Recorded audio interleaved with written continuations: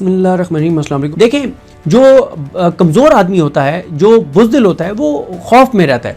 अगर मैं एक ऐसी कुर्सी के ऊपर बैठा हूँ, एक ऐसे ओहदे पर बैठा हूँ जिसके लिए मैं डिज़र्व नहीं करता था और मुझे जाली तरीके से बिठाया गया, मैं हर वक्त खौफज़दा रहूँगा कि मुझसे ये ओहदा छिन ना जाए, मुझसे ये सीट वापस ना ले ली जाए, मुझसे ये कुर्सी वापस ना। ये खौफ का शिकार हैं और इनके खौफ की ऐसी ऐसी चीज़ें कि इनको खुद शर्म भी नहीं आती कि इतनी छोटी छोटी चीज़ें। अब आप देखें ना कि नकदा कोका गाना जो है उस पे पाबंदी लगाने से क्या इन्होंने हासिल किया है, सिवाय शर्मिंदगी, रुसवाई, पसपाई, जिल्लत के, और इन्होंने क्या हासिल किया है? ये नोटिफिकेशन करके कि कोई तस्वीर नहीं होगी। BBC रिपोर्ट कर रहा है कि सबसे ज़्यादा इमरान खान की तस्वीर वाली पतंगें बिक रही थी। इन्होंने क्या हासिल किया? तीरा वाले मामले पे इन्होंने सिवाय जिल्लत के क्या हासिल किया? इंटरनेशनली क्या इस वक्त इनके खिलाफ हो रहा है? इमरान खान को कैद तन्हाई में रख के इन्होंने क्या हासिल किया? अक़वाम मुत्तहिदा तक से ये रिपोर्ट्स आ रही हैं और मुतालबात आ रहे हैं। ईमान मज़ारी और हादी अली चट्ठा को जेल में डाल के इन्होंने क्या हासिल किया? इन्होंने सोराब बरकत को जेल में डाल के क्या हासिल किया है? डॉक्टर यास्मीन राशिद, एजाज चौधरी, उमर सरफराज सीमा, हसान न्याजी, ब्रिगेडियर ट्राय जावेद अकरम साहब, इन सबको, मियां महमूद रशीद साहब, शाह महमूद कुरैशी साहब, इन सारों को जेल में रख के उन्होंने क्या हासिल किया? जिल्लत के अलावा। इमरान खान जेल में है तो उन्होंने क्या हासिल किया सिवाय जिल्लत के? हर आने वाले दिन के साथ इनकी नफरत बढ़ रही है, हर आने वाले दिन के साथ इमरान खान की मोहब्बत बढ़ रही है। ये जो इनका पैनिक है कि वोटर की एज लिमिट जो है वो 25 साल कर देंगे, इससे क्या इन्होंने हासिल किया? जिल्लत हासिल की। जो ये अवाम के साथ कर रहे हैं, क्या हासिल किया? जिल्लत हासिल की। तो देखें, ये सारी चीज़ें और जिस तरह से चीज़ें आपको नज़र आ रही हैं, हर चीज़ इनके अगेंस्ट जा रही है, हर चीज़ इमरान खान के हक़ में जा रही है। और जो तहरीक तहफ़्फ़ुज़ पाकिस्तान, अल्लामा राजा नासिर अब्बास साहब, महमूद थाना चकज़ई साहब, मुस्तफ़ा नवाज़ खोखर साहब, सेनेटर मुश्ताक साहब, सोहेल आफरीदी साहब, ये सब जिस इखलास के साथ जदोजहद कर रहे हैं तो कामयाबी यकीनी है। देखें, महमूद थाना चकज़ई साहब ने क्या कहा था? महमूद थाना चकज़ई साहब ने एक मीटिंग में कहा था कि कुरान मजीद लेकर आओ, कुरान मजीद पर हाथ रखो कि हम में से कोई भी, जहाँ से हमें कॉल्स आती हैं, उन्होंने अपना नहीं कहा, यानी सबकी उन्होंने बात की कि जहाँ से हमें कॉल्स आती हैं, हम में से कोई भी कॉल्स नहीं लेगा, हम में से कोई भी खबरें लीक नहीं करेगा, हम में से कोई भी किसी और का एजेंडा परसू नहीं करेगा। आप लोग कुरान मजीद पे हाथ रखें कि आप इखलास से काम करेंगे, और उन्होंने कहा एंड में मैं कुरान मजीद पे हाथ रख के देता हूँ कि हम 100% कामयाब होंगे। लेकिन वो चीज़ नहीं हो रही थी। अब देखें ना कि महमूद थाना चकज़ई साहब और अल्लामा राजा नासिर अब्बास साहब अपनी अथॉरिटी को एक्सरसाइज कर रहे हैं, और लास्ट मीटिंग में उन्होंने सरजनिश की PTI वालों की और शटअप कॉल दी और क्लियर किया इनको कि तुम लोग कुछ नहीं कर रहे। तो इसीलिए उन्होंने तहरीक इंसाफ के कारकुनान को बराह रास्त कॉल दे दिया कि आप लोग डोर टू डोर कंपेन करें। इस वक्त जो 3 शख्सियात ड्राइविंग सीट के ऊपर हैं, जो इस सारी चीज़ को लेकर चल रही हैं, महमूद थाना चकज़ई साहब, अल्लामा राजा नासिर अब्बास साहब और सोहेल खान आफरीदी साहब, ये तीनों पूरे इखलास के साथ काम कर रहे हैं। एक जेल में इमरान खान डटा हुआ है, बाहर ये इखलास के साथ काम कर रहे हैं। हाँ, इन तीनों शख्सियात को, तहरीक तहफ़्फ़ुज़ पाकिस्तान को और सोहेल आफरीदी को, क्योंकि तहरीक इंसाफ की तंजीम की वो सपोर्ट हासिल नहीं है जो होनी चाहिए थी, यानी 10% भी इनको तहरीक इंसाफ के MNAs, MPs और टिकट होल्डर की सपोर्ट हासिल नहीं है। 10% भी अगर इनको इनकी सपोर्ट हासिल हो जाए तो ये अपनी मंजिल जल्दी अचीव कर लेंगे। और अगर इनकी तहरीक इंसाफ के MNAs, MPs और टिकट होल्डर्स, जिनकी अक्सरियत लेले बने हुए हैं, अर्दली बने हुए हैं, चाबी वाले खिलौने बने हुए हैं, इमरान खान की पीठ में छुरा घोंप रहे हैं, गद्दारी कर रहे हैं इमरान खान के साथ, अगर वो इसी रविश पे रहें तब भी ये लोग कामयाबी की तरफ तेजी से बढ़ रहे हैं। उसकी वजह क्या है? उसकी वजह यह है कि ये लोगों को मोबिलाइज कर रहे हैं, लोगों को पैगामात दे रहे हैं, इस हुकूमत को एक्सपोज कर रहे हैं, पूरे निज़ाम को एक्सपोज कर रहे हैं। और फिर आप देखें ना कि शेख वकास अकरम साहब की टीम ने जो प्रेस कॉन्फ्रेंसेस की, 3-4 प्रेस कॉन्फ्रेंसेस की उन्होंने, ये जो पिछले 4-5 दिन में, और आगे भी अगर वो प्रेस कॉन्फ्रेंस करते हैं, ज़ाहिर है उससे दबाव बढ़ता है, एक नैरेटिव बनता है, नैरेटिव के मैदान में। फिर आप देखें कि अब हर मंगल को इमरान खान की बहनें जाती हैं अडयाला के बाहर, जुमेरात को सोहेल आफरीदी अब कल आ रहे हैं अडयाला के बाहर, हफ्ते इतवार को वो स्ट्रीट मूवमेंट कर रहे हैं। तो अब 3 इवेंट्स तो पूरे हफ्ते में हैं ही हैं। 8 फरवरी तो आगे है, यानी ये अब 8 फरवरी से पहले भी, 8 फरवरी के बाद, ये 3 इवेंट तो हर हफ्ते होने ही होने हैं। और साथ ही तहरीक तहफ़्फ़ुज़ पाकिस्तान, मेरी इत्तला है कि 8 फरवरी के बाद अगली कॉल की उन्होंने तैयारी कर ली है कि उन्होंने क्या कर रहे हैं, और कुछ तो बहुत एक्सट्रीम स्टेप्स के ऊपर वो गौर कर रहे हैं, बहुत एक्सट्रीम स्टेप्स के ऊपर वो गौर कर रहे हैं। और जो मुझे नज़र आ रहा है वो ये है कि 8 फरवरी की हड़ताल भी मैं तो उसको कामयाब देख रहा हूँ, बावजूद इसके कि तहरीक इंसाफ के MNAs, MPs और टिकट होल्डर्स 90% से ज़्यादा वो इसके ऊपर गद्दारी कर रहे हैं, वो इसके ऊपर ना अपने सोशल मीडिया पे वीडियो पैगाम जारी कर रहे हैं, ना ट्वीट्स कर रहे हैं, ना डोर टू डोर कैंपेन कर रहे हैं। उसके बावजूद मैं 8 फरवरी को इसलिए सक्सेसफुल देख रहा हूँ कि 8 फरवरी 2024 भी सोशल मीडिया की वजह से सक्सेसफुल हुआ था। सोशल मीडिया ने 8 फरवरी की 2024 की कैंपेन चलाई थी, उन्होंने निशान याद करवाए थे, उन्होंने सब कुछ किया था। उम्मीदवार तो ग्राउंड पे ही नहीं थे। अब भी सोशल मीडिया पूरे का पूरा 8 फरवरी के ऊपर बात कर रहा है, और फिर जो लीड करने वाले हैं वो मुखलिस हैं, वो इखलास से काम कर रहे हैं। जितनी अथॉरिटी महमूद हसन चकज़ई साहब, अल्लामा राजा नासिर अब्बास साहब और सोहेल आफरीदी इस्तेमाल कर रहे हैं, इससे 20% भी अथॉरिटी अगर सलमान राजा साहब बतौर सेक्रेटरी जनरल अथॉरिटी अपनी एक्सरसाइज कर लें तो सूरत हाल आपको अक्सर तब्दील नजर आएगी। लेकिन इन्होंने बहरहाल तय कर लिया है कि 8 फरवरी के बाद आगे क्या करना है, उसके ऊपर इन्होंने जो हिकमत अमली बनाई है वो ज़ाहिर है। मैंने कल रात जो मेरी बात हुई है तहरीक तहफ़्फ़ुज़ पाकिस्तान की कुछ शख्सियात के साथ, उनमें से वो डिवाइडेड हैं, यानी नेकनियती के साथ डिवाइडेड हैं।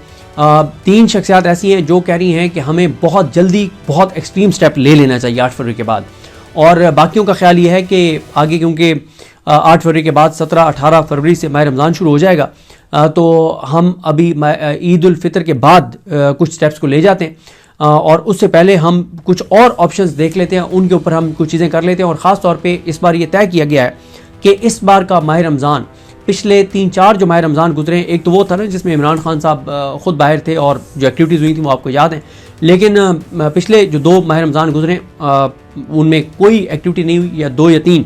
लेकिन इस बार का माह रमज़ान मुबारक मुख्तलिफ होगा। इस बार एक्टिविटीज़ की जाएंगी, और ऐसी एक्टिविटीज़ की जाएंगी जिससे इस सिस्टम के लिए बहरहाल परेशानी रहे। और यही अब इनका ये तय हुआ है कि तहरीक इंसाफ की तंजीम, मरकज़ी तंजीम कुछ करती है करे, नहीं करती भाड़ में जाए। MPs टिकट होल्डर्स कुछ करते हैं करें, नहीं करते भाड़ में जाएं। हम इखलास के साथ इन्होंने फैसला किया कि आगे बढ़ते चले जाएंगे, नए नए महाज खोलेंगे, और 8 फरवरी के बाद मुख्तलिफ एम्बेसीज़ के साथ इंगेजमेंट शुरू होंगी, उन सफारतकारों के साथ मुलाकातें शुरू होंगी, इंटरनेशनल मीडिया के साथ ही मुलाकातें करने जा रहे हैं। और स्ट्रीट मूवमेंट में सोहेल आफरीदी की तरह अल्लामा राजा नासिर अब्बास साहब और महमूद हसन चकज़ई साहब वगैरह ये सब निकलने लगे हैं। और इस निज़ाम के लिए इन्होंने ये तय किया है कि हर दूसरे तीसरे दिन एक नया महाज हमने खोलना है और इस सिस्टम को थकाना है। और जो इंटरनेशनल इस वक्त जो इश्यूज़ हैं उसके ऊपर भी इनको टफ टाइम देना है। अब आप देखें ना कि ये सारे इनके वज़ीरों को देख लें, सब कह रहे हैं कि, और अल्लामा ताहिर अशरफ भी कह रहे हैं कि ये बहुत बड़ी सादत की बात है कि हम अमन बोर्ड में गए हैं। उसके ऊपर अब कल बयान आ गया है नेतन्याहू का, उसने कह दिया है कि जो है वो जो हमारी शराइत हैं उस शराइत की के पूरे होने तक कोई वहाँ पे हम तामीरात नहीं होने देंगे। और उन्होंने कह दिया है कि मिस्र और तुर्की इन दोनों की फ़ौज हम नहीं आने देंगे। और उसने और बहुत कुछ कहा है जिसका बराह रास्त असर जो है वो हुकूमत के ऊपर होगा, क्योंकि वो ऑन कर रहे हैं। शहबाज शरीफ साहब ने ऑन कर लिया है कि काबीना ने फैसला किया है, और हालांकि काबीना के मेंबर्स कई ऑफ कैमरा कह रहे हैं कि काबीना में तो ऑफ द रिकॉर्ड बता रहे हैं कि बिल्कुल काबीना में तो दूर दूर तक इसका जिक्र कोई नहीं आया। बल्कि मैं सलमान आबिद साहब का ट्वीट पढ़ा था जो कालम निगार भी हैं, कि एहसन इकबाल साहब ने तो कहा है कि ये इतनी कम टाइम था कि हमारे पास मुशावरत का टाइम ही नहीं था, हम इसको असम्बली में पार्लियामान में लेकर जा ही नहीं सकते थे। तो इनके अपने बयानात जो हैं वो नहीं मिलते। लेकिन अब जो तहरीक तहफ़्फ़ुज़ पाकिस्तान 8 फरवरी के बाद की हिकमत अमली पे अभी से वो गौर कर रहे हैं, तैयारी कर रहे हैं, तो इसका मतलब क्या है कि वाकई 8 फरवरी नुक्ता आगाज़ है, 8 फरवरी नुक्ता इख्तिताम नहीं है, नुक्ता अरूज भी नहीं हो सकता, क्योंकि तहरीक तहफ़्फ़ुज़ पाकिस्तान ने तो अपनी अथॉरिटी एक्सरसाइज करना आप शुरू किया है। इसके बाद कुछ वो ये इलेक्शन कमीशन वाले मामले को भी टेकअप करने जा रहे हैं, 8 फरवरी के बाद कुछ और वो चीज़ें करने जा रहे हैं। और लेकिन वो ये समझते हैं कि 8 फरवरी से पहले एक्टिविटीज़ अगर कुछ और करेंगे तो उससे फोकस हट जाएगा।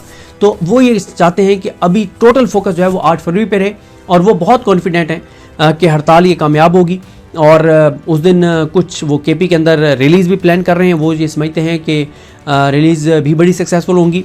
और जो केपी है, केपी हुकूमत और केपी की तंजीम जो जुनेद अकबर साहब वगैरह हैं, उनके ऊपर भी बहुत दबाव बढ़ता चला जा रहा है। कल भी आपने देखा कि बहुत सख्त सवालात का सामना करना पड़ा शाहिद खटक साहब को, जिस पे शाहिद खटक साहब से ये पूछा गया कि आप लोग केपी बंद क्यों नहीं कर देते, इस्लामाबाद केपी पंजाब और केपी के रास्ते मुनक़ता क्यों नहीं कर देते। तो उसमें उन्होंने यही कहा कि हमने जो फैसला करना है वो हम अपने तौर पे नहीं कर सकते, ये फैसला पॉलिटिकल कमेटी ने करना है।